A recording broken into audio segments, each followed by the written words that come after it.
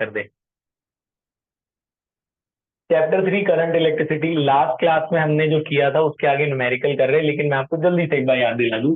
हमने आपको बताया था कि जैसे जैसे आप टेम्परेचर बढ़ाते हो रेजिस्टेंस क्या होता है, बढ़ता है। So with increase in temperature, length of the wire increases, so resistance also increases. So there is a formula for resistance and temperature. क्या formula था?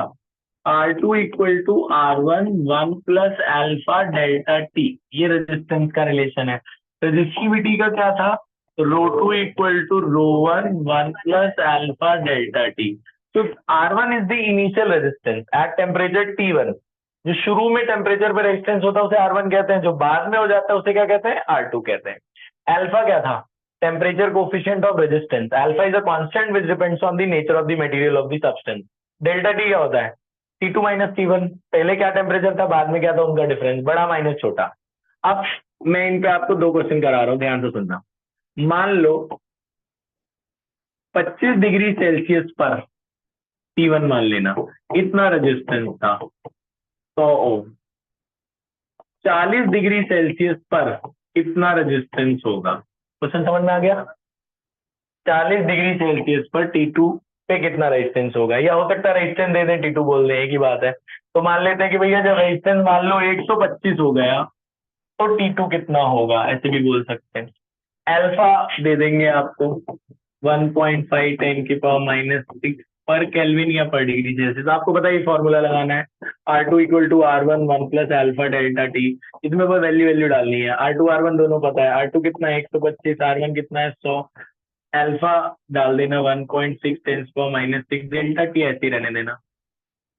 सॉल्व कैसे करोगे आपको पता है, ये नीचे ले जाना 125, ये 25 से कट जाएगा ना, 25 25 125 400, 5/4, 5/4 कितना होता है 1.25। इधर क्या बचा 1.5 10 की पावर माइनस 6 डेल्टा टी।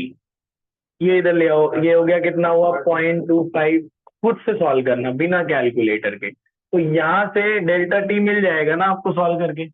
मान लो डेल्टा टू आया सॉल्व करके, डेल्टा टू आया 200 सपोज, ऐसे लिखा मैंने, आया नहीं है, जो भी आएगा आप देख लेना। अब डेल्टा टू क्या, डेल्टा टी क्या होता है T2 माइनस T1।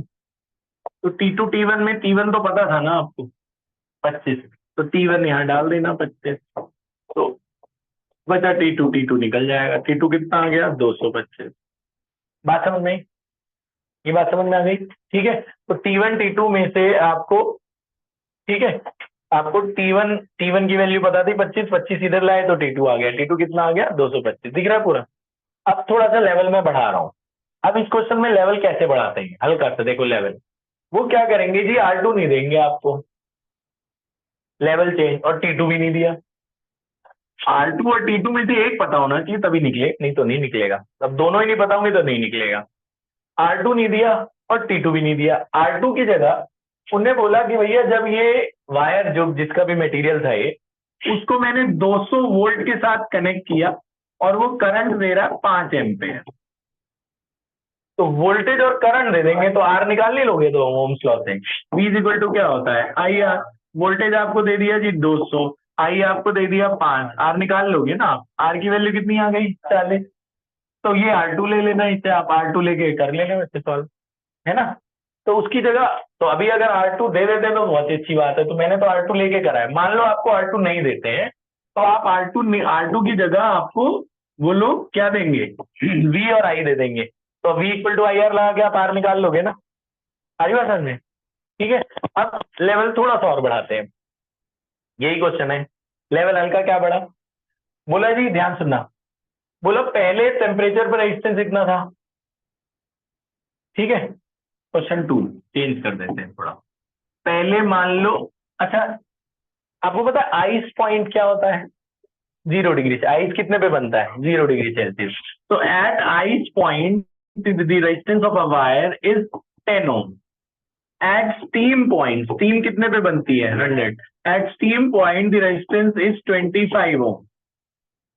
तो व्हेन एट व्हाट टेम्परेचर, तीसरी भूल लिया, at what temperature the resistance becomes 50 Om.